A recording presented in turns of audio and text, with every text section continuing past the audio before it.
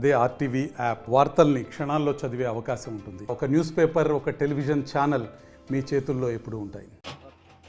Welcome to RTV. నేను మీ శ్రీనివాస్. 3 దశాబ్దాలుగా రాజకీయ అనుభవం. తెలుగు రాష్ట్రాల్లో అందరికీ సుపరిచితుడు. ఎప్పుడూ నిత్యం వార్తల్లో ఉంటాడు. పార్టీ ఏదైనా సరే అతని పరపతి డిఫరెంట్గా ఉంటుంది. అనుకున్న వారి కోసం పార్టీతో కూడా ఫైట్ చేయగలడు. ఎంత దూరమైనా వెళ్ళగలడు. అతను ప్రస్తుతం జనసేనలో ఒక నాయకుడిగా కూడా ఉన్నాడు. కానీ గత కొంతకాలంగా స్తబ్దతగా ఉన్నాడు. పార్టీ కార్యకలాపాలకు దూరంగా ఉంటున్నాడు. అది ఎందుకు? అసలు ఆ మనిషి ఎవరు? ఎందుకని ఆ పార్టీ కార్యకలాపాలకు దూరంగా ఉంటున్నాడు? అవి ఇప్పుడు ఆర్టీవీ ద్వారా తెలుసుకునే ప్రయత్నం అయితే చేద్దాం. మాస్టర్ అండి, ఈయనే ఆమంచి స్వాములు. తెలుగు రాష్ట్రాల్లో పరిచయం అక్కర్లేని పేరు. కానీ జనసేన పార్టీలో చేరాడు. ఈ మధ్యకాలంలో అయితే ఎక్కడ కనిపించట్లేదు. పార్టీ కార్యక్రమాలు కూడా లేవు. అసలు వాటికి గల కారణాలు ఏంటి? అంతర్గత సమస్యలా, పార్టీ వివాదాలా, మరి ఇంకేమైనా ఉన్నాయా? ఇప్పుడు ఆర్టీవీ ద్వారా తెలుసుకునే ప్రయత్నం అయితే చేద్దాం.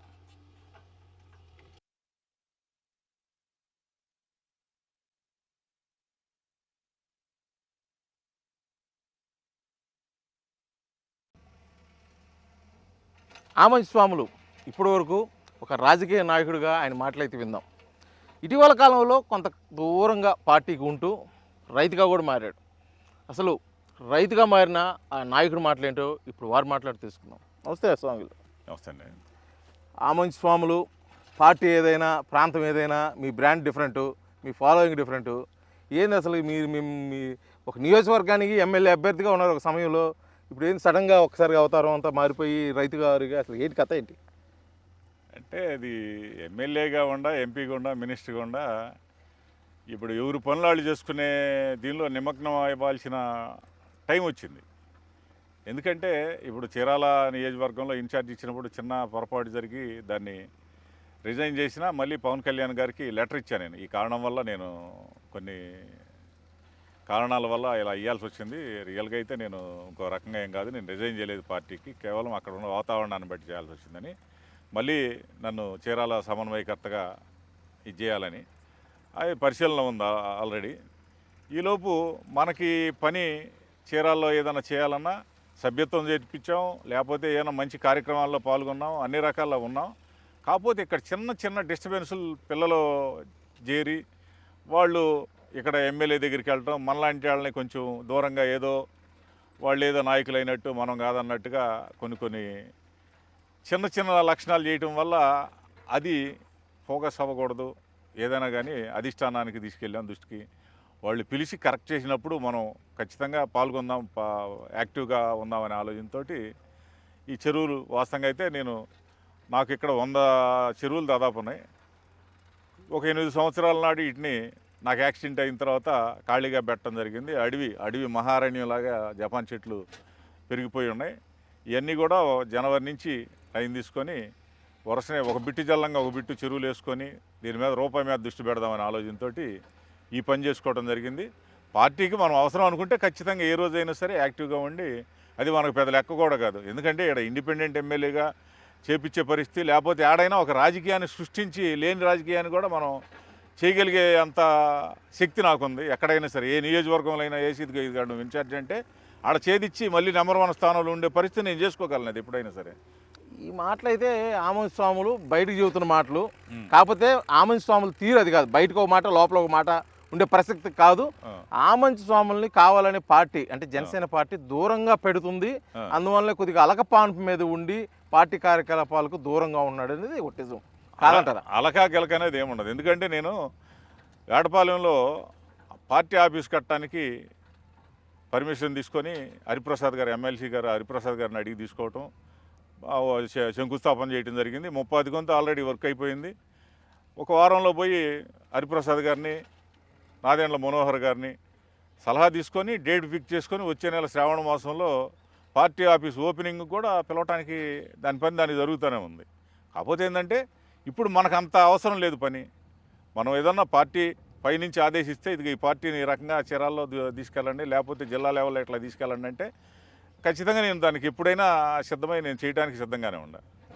మీరు చెప్పేది నిజమైతే డిప్యూటీ సీఎం అయిన తర్వాత పవన్ కళ్యాణ్ మొదటిసారిగా ఉమ్మడి ప్రకాశం జిల్లా మార్కాపురం రావడం జరిగింది అవును 2వ తారీఖు. అవును. ఆమంచి స్వాములు ఎందుకు రాలేదు? నాకు రియల్గా ఏంటంటే ఆ రోజు హార్ట్కి సంబంధించి కొంచెం చిన్న ప్రాబ్లం అయితే ఆ ముందు రోజే గుంటూరు లలిత హాస్పిటల్కి వెళ్ళటం జరిగింది రియల్గా. అదొకటి కారణం అయితే నేను ఆరోగ్యపరంగా చెక్ చేయించుకొని దానికి కొలెస్ట్రాల్ కూడా 300 దాకా ఉంది నాకు. దీనిలో ఆ రోజు తర్వాత ఒక రోజు రెస్ట్ తీసుకునే దానిలో కూడా రెండో పాయింట్ వాస్తవంగా నేను ఈ పొలా నుండి పనులు చేయించుకున్న దానిలో నాకు ఎవరు ఫోన్ చేసి చెప్పలా. రియల్గా ఆ రోజు ప్రోగ్రామ్ అని తెలిసింది. నాకు కొంత హెల్త్ పరంగా ఇబ్బంది అయినందువల్ల వెళ్ళలేదు తప్పితే దాంట్లో అలకో లేకపోతే ఇంకో రకం ఏముంటుంది వాస్తవంగా అయితే. ఇదైతే పూర్తిగా అవాస్తవం. మీది గుండె ఎంత సమస్య అయినా సరే దాన్ని పక్కన పెట్టి పార్టీ కోసం ముందే వ్యక్తి మీరు. ఇది ఆ గుండె నొప్పి వేరు, ఇప్పుడు మీరు చెబుతున్న గుండె నొప్పి వేరు అనేది ఒకటి ప్రచారం నడుస్తుంది. ఎందుకంటే లోపల ఎంతో బాధపడ్డాడు ఆమంచి స్వాములు, అతనికి ఒక సరైన ప్రయారిటీ లేదు. మీ తర్వాత వచ్చిన మాజీ మంత్రి బాలినేని శ్రీనివాసరెడ్డికి ఏమో అందలం ఎక్కిస్తూ అంతా చేస్తున్నారు. ఆమంచి స్వాముల్ని పట్టించుకోవట్లేకపోవడం వల్లనే ఆమంచి స్వాములు మీరు చెప్తున్న ఇప్పుడు గుండె నొప్పి ఏదైతే ఉందో ఆ బాధతోటే పార్టీ కార్యక్రమాలకు దూరంగా ఉంటున్నాడు. లేదు అదేం కాదు, నేను చెప్పింది రియల్గా అయితే రికార్డు కూడా ఉంది నా దగ్గర. నేను వెళ్ళిన డాక్టర్ గారు నాకు శర్మ గారితో మొత్తం తీసుకున్న రికార్డు, ఆయన ఇచ్చిన టాబ్లెట్స్ అవన్నీ కూడా అయ్యేం కాదు. బాలినేని వాసు గారు ప్రాధాన్యత ఆయనకు ఉంటుంది. నా వల్ల కూడా ఏదన్నా పార్టీకి ఉపయోగం అనుకుంటే నన్ను పిలుస్తారు. అప్పుడే టైం బాడు చేసుకోకుండా పని చేసుకుందామని ఆలోచనతో నేను చెరువుల మీద దృష్టి పెట్టాను, రొయ్యల చెరువుల మీద. ప్రాపర్గా పిలవలేదా మిమ్మల్ని? అంటే ఈ సభకు రావాలని చెప్పేసి ఒక ప్రోటోకాల్ ఎవరు పిలవలేదు, నాకు అసలు ఇంటిమేషనే లేదు. అదేంటి, దాన్ని మీరు ఎలాగా తీసుకుంటున్నారు? వాళ్ళు పిలవలేదు, అంతలో ఉప ముఖ్యమంత్రి పార్టీ అధినాయకుడు కార్యక్రమము చివటమోటా వాళ్ళు అందరూ వచ్చారు, మీరు రాకపోవటం ఏంటని? అంటే వాళ్ళకి సహజంగా ఏంటంటే కబురు వచ్చినా రాకపోయినా కొంతమంది వెళ్తారు. నాకైతే ఆరోగ్యరీత్యా ఒకటి, రెండోది నన్ను పిలవలేదు. 2 కారణాల వల్ల నేను వెళ్ళలేకపోయాను అంతే. అంతేగాని పవన్ కళ్యాణ్ గారు అంటే నేను ఎంతో అభిమానంగా ఆంధ్ర రాష్ట్రంలో అత్యధికమైన మెజార్టీతో జనాన్ని తీసుకెళ్లి కారులతోటి పార్టీలో చేరినాడు. నేను 3-4 జిల్లాల జనం నా ఎమ్మట వచ్చారు. అదేవిధంగా ఇవాళైతే ఒక 15-20 జిల్లాల నుంచి కూడా నా ఎమ్మట నడిచే పరిస్థితి ఉంది. దాంట్లో ఇబ్బంది ఏం లేదు నాకు. కాకపోతే అటువంటి స్వాములు ఈ రొయ్యల గుంట్లని లేకపోతే ఇంకొక వ్యవసాయం అని వీటిమే పడి పార్టీకి దూరంగా ఉంటున్నాడు. ఇది ప్రీ ప్లాన్డా, అంటే పార్టీ మిమ్మల్ని సరైన గుర్తించట్లేదు సరిగా అనేది ఒకటి ఉంది. అది అధిష్టానానికి ఆల్రెడీ పార్టీకి ఉండాలి అది ఐడియా ఏదైనా కానీ. మనం నాకు అప్పు చెబితే ఈరోజు 2-3 జిల్లాలైనా సరే 5 ఎమ్మెల్యేలు నేను తయారు చేసే శక్తి నాకుంది. ఎందుకు అప్పచెప్పట్లేదు? అది వాళ్ళు అప్పు చెప్పినప్పుడు ఇక వాళ్ళ ఇష్టంగానే. అది ఇప్పుడు ఒక పార్టీ అధిష్టానం ఒక నిర్ణయం తీసుకుందంటే దాని వెనక ఒక కారణాలు ఉంటాయి. మీకు ఇంత క్యాపబిలిటీ ఉంది, ఇంత ఫాలోయింగ్ ఉంది, మీరు ఏదైనా చేయగలరు, అది పార్టీకి కూడా తెలుసు, ఇక్కడ జనాలకు కూడా తెలుసు. అది ఎందుకని మీకు ప్రత్యేకించి ఆ బాధ్యతలు ఇవ్వట్లేదు అనేది ప్రధాన ప్రశ్న. మా అధినేత గారి ఇష్టం, అది మనం చెప్పేది కాదు కదా. అది ఏదైనా ప్రణాళిక ఉందా అని? నాకైతే నేనేం ప్రణాళిక లేదు. ఏదైనా సరే ఆయన సలహా తీసుకొని, రేపు రాబోయే రోజులైనా సరే ఆయన సలహా తీసుకొని రియల్గా నాకు ఏదైనా వర్క్ ఇచ్చి మంచి దీనిలో ఇది చేస్తే నేను దేన్నైనా ఎంత కఠోరమైనా ఛేదించడానికి నేను సిద్ధంగా ఉన్నాను. జనసేన పార్టీ తరపుగా, పవన్ కళ్యాణ్ గారి తరపుగా. అది ఆయన ఉపయోగపెట్టుకుంటే ఆయన ఉపయోగపెట్టుకున్నాడు, ఉపయోగపెట్టుకోకపోతే ఇది హాయిగా చెరువులు రూపాయి సంపాదన కదా. 2 సంవత్సరాలు దీనిలో తిరిగాను జనసేన పార్టీలో, దానికి ముందు 2 సంవత్సరాలు వైసీపీలో తిరిగాను, దాంట్లో కొంత డబ్బులు బాబు కొట్టుకున్నాను. దీంట్లో కూడా టైం అంతా 2 సంవత్సరాలు నాకు వేస్ట్ అయింది. నాకు ఏదైనా పని అప్పు చెబితే నేను రాయల్గా రాష్ట్రంలో ఒక ఫస్ట్ స్థానంలో వర్క్ చేయించే కెపాసిటీ నాకుంది. అది వాళ్ళు గమనించి ఏదైనా చేయించుకుంటే వాళ్ళ ఇదవుద్ది, లేకపోతే మనం నష్టపోవడం కరెక్ట్ కాదు కదా అని రొయ్యల చెరువులు వేసుకోవడం జరుగుతుంది. మీరు చెప్పేది ఏంటంటే ఇక్కడి నుంచి అక్కడికి ఎంత దూరం, అక్కడి నుంచి ఇక్కడికి ఎంత దూరం, నన్ను గుర్తిస్తే నేను చేస్తాను, లేకపోతే నా పని చేసుకుంటా అంటారు, అంతేనా? అంతే కదా రియల్గా. అంతేగాని ఇంక ప్రత్యేకించి మీరు చొరబడి ఒక బాధ్యత అంత తీసుకుంటే అవసరం ఏముంది? ఇప్పుడు ఎవరో పని పాట లేని వాళ్ళు ఉంటారు, వాళ్ళు ఏ కాడికి ఫేస్బుక్లోనో వాట్సాప్లోనో లేకపోతే సోషల్ మీడియాలో కనపడి షో చేసుకునే వాళ్ళ కాలం గడుపుకొని పబ్బం గడుపుకునే వాళ్ళు ఏదో సపరేట్ టీం. అది వాళ్ళలాగా నేను ఉండాల్సినంత అవసరం నాకు లేదు అసలు. పవన్ కళ్యాణ్ ఒక సందర్భంలో కూడా మాట్లాడిన పరిస్థితులు ఏంటంటే, జనసేన పార్టీ బలోపేతానికి ఎవరు వచ్చినా సరే ఆహ్వానిస్తున్నాం, ఆ కోవలోనే బాలినేని శ్రీనివాసరెడ్డి కూడా ఆహ్వానించామని చెప్పి. అవును, వీళ్ళందరికీ ఒక్కొక్క ప్రయారిటీ ఇస్తూ, అంటే నిన్న బాలినేని శ్రీనివాసరెడ్డి నుంచి కూడా మార్కాపురం స్టేజ్ మీద మాట్లాడటం జరిగింది. అలాగా ఒక్కొక్క నాయకుడిని తయారు చేసుకుంటున్న సమయంలో ఎందుకు కొన్ని డిస్టర్బెన్స్ వస్తున్నాయి. ముఖ్యంగా ఫర్ ఎగ్జాంపుల్ ఉమ్మడి ప్రకాశం జిల్లాలో తీసుకుంటే మీలాంటి వాళ్ళని దూరంగా ఎందుకు పెడుతున్నాడు ఆయన? దూరం అని ఎందుకు అనుకోవాలో ఆయన మనసు నిండా ఆలోచించేసి దాని టయానికి ఏ టైం రావాలో ఆ టైం ప్రకారం చేస్తారు తప్పితే అంత తేలిగ్గా ఆయన ఏం వదిలిపెట్టడం నాకు తెలిసి. మీరైతే ఆ మాట అంటున్నారు. ఇంకొక రకంగా ఏమనిపిస్తుందంటే ఆ, ఆమంచి స్వాములతో పని అయిపోయింది, ఎలక్షన్స్ అయిపోయినాయి, ఆ. వాళ్ళకి రావాల్సిన సీట్లు వచ్చినాయి, గెలిచారు, ఉప ముఖ్యమంత్రి అయ్యాడు, ఆమంచి స్వాములతో పని లేదు, అవసరమైనప్పుడు మళ్ళీ చూద్దాంలే అన్న ఆలోచనతో ఉన్నారేమో అని. ఇప్పుడు జగన్మోహన్ రెడ్డి గారిని రాజశేఖర రెడ్డి గారి కుమారుడు అనే ఆలోచనతో 151 సీట్ ఇచ్చారు.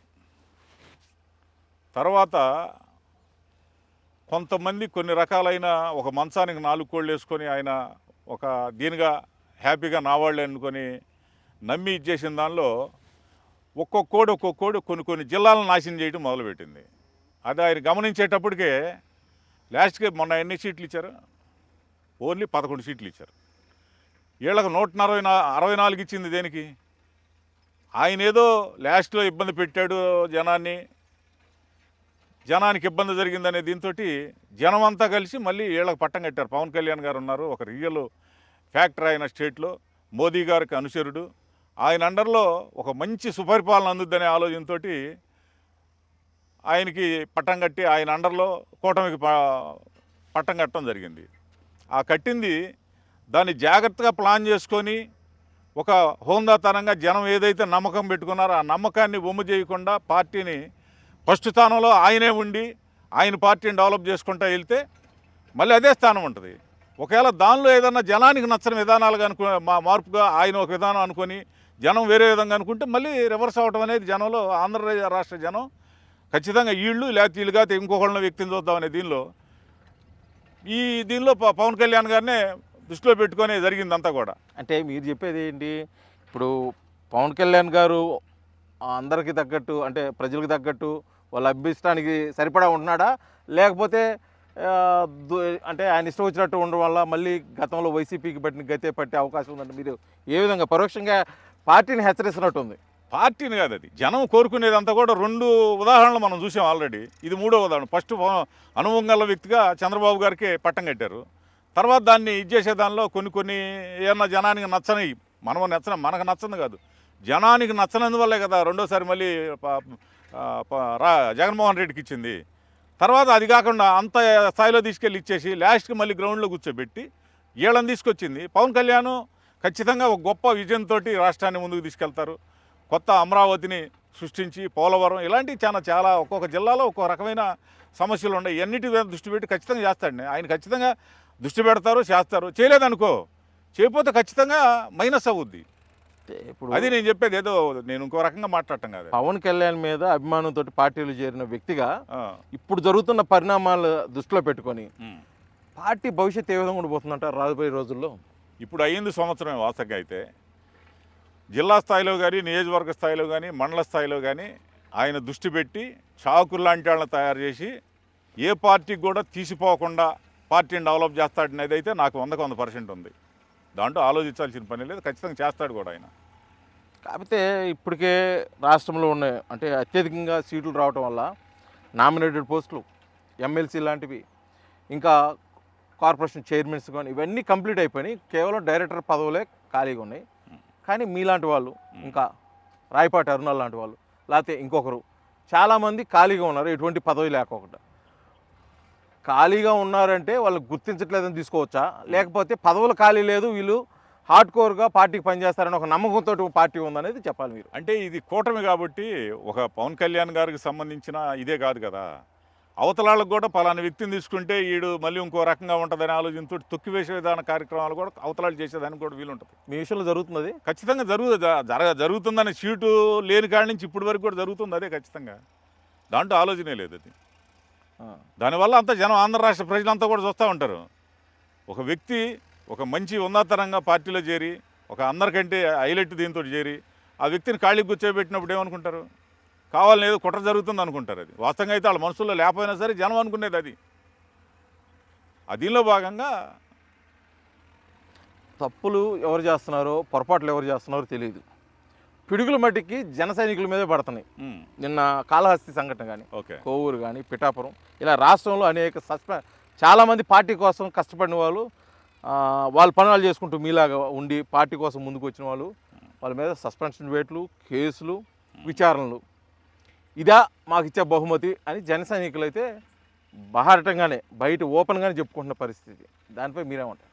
ఇప్పుడు మీరు కాళహస్తి విషయం చెప్పారు. వాస్తవంగా కాళహస్తి విషయంలో పాప మా అమ్మాయి చంద్రబాబు అండ్ వాళ్ళ వైఫ్ వినూత సాఫ్ట్వేర్ వాళ్ళు పార్టీకి అవసరం అవుద్దనే ఉద్దేశంతో పవన్ కళ్యాణ్ గారు వాళ్ళని అక్కడ పెట్టడం జరిగింది. తర్వాత వైసీపీలో చాలా దారుణమైన దుర్మార్గాలు ఎదుర్కొన్నారు. అవన్నీ కూడా పవన్ కళ్యాణ్ గారి దృష్టిలో ఉండే. ఈరోజు కొత్తగా ఏంటంటే శత్రువులు ఇద్దరు కలిసేసి వీళ్ళని సాధింపు చర్యలో కొన్ని దుర్మార్గం. ఇప్పుడు ఒక ఎమ్మెల్యే స్థాయిలో ఎలాగా శత్రువులు ఇద్దరు అంటే ఎవరు? వాళ్ళిద్దరు ఏ పార్టీ వాళ్ళు? అంతకుముందు వైసీపీ వాళ్ళు అవ్వచ్చు, ఇప్పుడు తెలుగుదేశం వాళ్ళు అవ్వచ్చు కూడా. వీళ్ళని జనసేన పార్టీ వాళ్ళని కావాలని వీళ్ళని ఆడ డ్యామేజ్ చేయాలని ఆలోచనతో చాలా కుట్రలైన విధానాలు జరిగినాయి. రీసెంట్గా ఒక 2 నెలల నాడు వీళ్ళ మీద జరిగే అన్నీ కూడా సీక్రెట్స్ అన్నీ కూడా వాళ్ళకి ఎమ్మెల్యే తరపుగా వాళ్ళకి తీసుకెళ్లే దానిలో కొన్ని ఎవిడెన్సులు ప్రూఫ్లతో సహా దొరికితే నాకు సమాచారం చెప్పడం జరిగింది. నేను ఒకటే చెప్పా, వాడిని కొట్టడమో తిట్టడమో కాదు, ఉండపాటుని తీసుకెళ్ళి. ఎందుకంటే ఆ చిన్న దీనిలో వాడు పిల్లాడైనందువల్ల ఆ బిల్డింగ్లో నుంచి దూకాడు, కాలు ఫ్రాక్చర్ అయిందంట. ఆ సంగతి కూడా నాకు తెలిసి మీరు చేస్తుంది పొరపాటు, మీ స్థాయి కాదు అది, ఆఫీస్ చూసుకుంటుంది, పవన్ కళ్యాణ్ గారు చూసుకుంటారు, ఇమ్మీడియట్గా తీసుకెళ్ళి పవన్ కళ్యాణ్ గారికి హ్యాండ్ ఓవర్ చేయండి ఆ ఎవిడెన్స్లు, వాడిని తీసుకెళ్ళి. అది మీకు మంచి జరుగుద్ది. లేకపోతే అనవసరంగా అవతలాళ్ళకి మీరు కాళ్ళు ఇచ్చినట్టు ఉంటుందని చెప్పాను. తీసుకెళ్ళి అట్లానే ఆఫీస్కి తీసుకెళ్ళి పవన్ కళ్యాణ్ గారు దృష్టిలో పెట్టడం జరిగింది. వాళ్ళు దాన్ని శివశంకర్ గారికి అప్పచెప్పడం జరిగింది.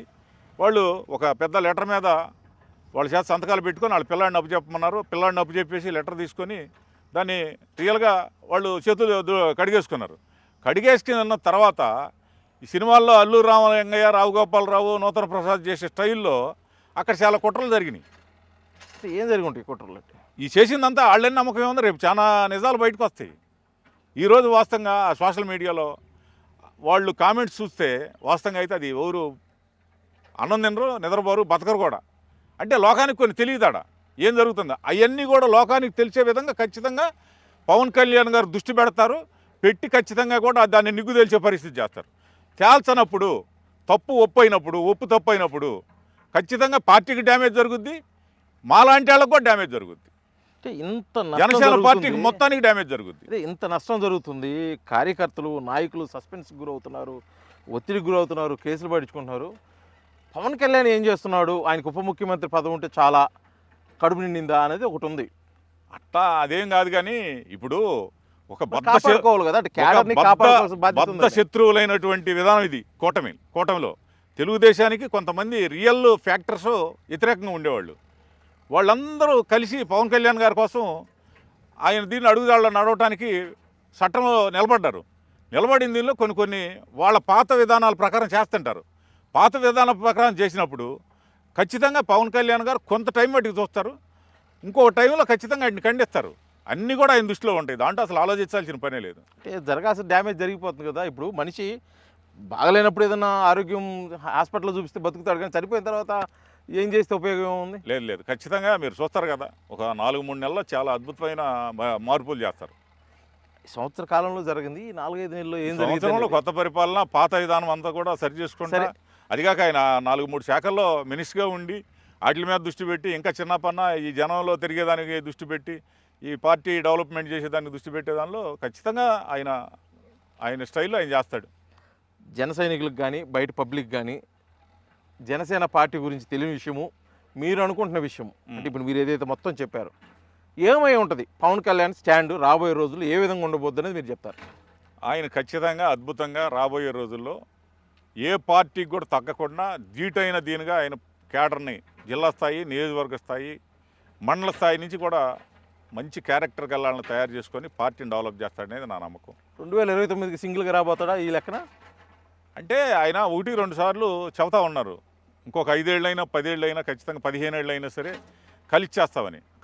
మొన్న 24 సీట్లు తీసుకుంటే రేపు ఇంకా ఎక్కువ సీట్లు తీసుకొని ఇంకా ఎక్కువ పదవులు తీసుకునే దానికి ఆయన ఆలోచన రాబోయే రోజులు వాతావరణాన్ని బట్టి చేస్తారు ఖచ్చితంగా. అది సరే, చివరిగా ఒక ప్రశ్న. ఆమంచి స్వాములు హార్డ్ కోర్ జనసేన నాయకులు, రాబోయే రోజుల్లో ఆమంచి స్వాములు ప్లానింగ్ ఏ విధంగా ఉండబోతుంది? పార్టీలో కొనసాగుతాడా, లేకపోతే తమ్ముడు బాటలోనే కొనసాగి రాజకీయాలకి కొద్దిగా స్తబ్దతగా దూరంగా ఉండే అవకాశం ఉందా అనేది ముఖ్యంగా మిమ్మల్ని అడగలేని వారు, మీరు ఇష్టపడే వాళ్ళు చాలామంది ఉన్నారు. వాళ్ళకి మీరు చెప్పే సమాధానం. నేను ఒకటే చెబుతానంటే, గతంలో కూడా చెప్పున్నాను నేను, రియల్గా మొన్న కూటమికి నేను చీరాల సమన్వయకర్తగా ఒక ఇద్దరు ముగ్గురు ముక్కోణం దీనిలో మనం నిలబడటం కరెక్ట్ కాదు, మనం ఖచ్చితంగా పక్కకు తప్పుకొని చేద్దామనే ఆలోచనతోటి నేను రిజైన్ చేయడం జరిగింది. రిజైన్ చేసిన దాంట్లో కూడా కొండయ్య గారికి చేశాను తప్పితే నేను కూటమి తరపుగా నేను ఇక్కడ కృష్ణమోహన్కి చేయలేదు. 100% రాబోయే రోజుల్లో కూడా నా రాజకీయం నాదే, నా విధానాలు నాయే. అంతేగాని తమ్ముడో లేకపోతే ఇంకోళ్ళు చూస్తూ ఉన్నారు అన్నింటిలో, నేనైతే జించుకుంటున్నాం ఏదో రక్త సంబంధం అదేని ఇదని. మనకున్నట్టు అవతలాలకు కూడా ఉండాలి కదా. వాళ్ళకి ఒకటి 100 ఛాన్సులు ఉన్నాయి, 100 రకాలుగా చూశాను, 100 రకాలుగా ప్రయత్నం చేశాను నేను. కలిసి ఉందాం, కలిసి చేద్దామని ఆలోచన. అది అవతల వ్యక్తి లేనప్పుడు మనం ఏం చేయాలి కాబట్టి నా లైన్ నేను తీసుకొని ఖచ్చితంగా నా బ్రాండ్ తోటే నేను రాజకీయం చేస్తాను ఎప్పుడైనా సరే. ఇది జనసేన నాయకులు ఆమంచి స్వాములు మనోగతం. ఎందుకు పార్టీ కార్యక్రమాలకి పార్టీకి దూరంగా ఉంటానంటే అది కేవలం విరామమే తప్ప శాశ్వత పరిష్కారం కాదు. నేను కొంత పార్టీకి దూరంగా ఉన్నానంటే కొంత వ్యవసాయం చేసుకుంటూ ఆదాయం మీద దృష్టి పెట్టాను. పార్టీకి అయితే నేను ఎప్పుడు విధేయున్నే, పార్టీ ఇచ్చే బాధ్యతలు నేను చేస్తాను. ఒకవేళ పార్టీ కానీ నాకు నచ్చకపోతే నేనైతే కూడా ఖండిస్తాను. నన్ను నమ్ముకున్న వారికి అయితే నేను న్యాయం చేసేదాని కోసం ఎంతటి పోరాటానికి సిద్ధపడతాను. కాకపోతే పవన్ కళ్యాణ్ మీద పూర్తి విశ్వాసం ఉంది, నమ్మకం ఉంది. రాబోయే రోజుల్లో బలమైన పార్టీగా జనసేన అయితే తయారు కాబోతుందని చెప్పేసి కూడా తన మనోగతాన్ని అయితే తెలియజేసిన పరిస్థితి ఇక్కడ ఉంది. వీడియో జర్నలిస్ట్ లక్ష్మణ్తో శ్రీనివాస్, RTV, వేటపాలెం, బాపట్ల జిల్లా. మరిన్ని వీడియోస్ కోసం ఛానల్ ని సబ్స్క్రైబ్ చేయండి. లేటెస్ట్ అప్డేట్స్ కోసం వాట్సాప్ ఛానల్ ని ఫాలో అవ్వండి. అండ్ లింక్ డిస్క్రిప్షన్ లో ఉంది.